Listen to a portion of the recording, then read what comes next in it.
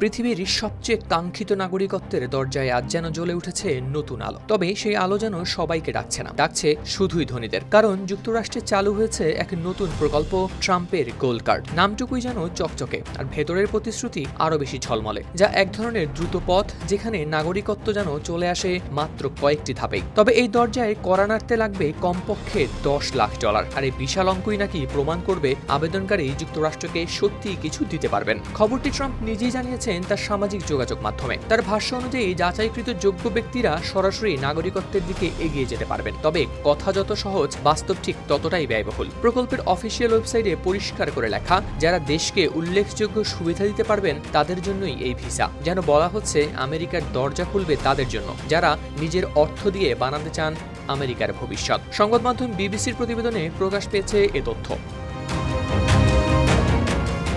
তবে গল্প এখানেই শেষ নয়। যদি কোনো বড় প্রতিষ্ঠান তাদের কর্মীর হয়ে আবেদন করে, তাহলে খরচ দ্বিগুণ, $20 লাখ, সঙ্গে অতিরিক্ত ফি। আর সামনে নাকি আসছে আরও ব্যয়বহুল প্লাটিনাম কার্ড, যার দাম $50 লাখ। চোখের পলকেই যেন বদলে যাচ্ছে অভিবাসন নীতি। বাতাসে তখন এক ধরনের অদ্ভুত দ্বন্দ্ব। একদিকে কঠোর হচ্ছে ওয়াশিংটনের অভিবাসন নীতি, অন্যদিকে সম্পদের জোরে তৈরি হচ্ছে বিশেষ পথ, দ্রুত পথ।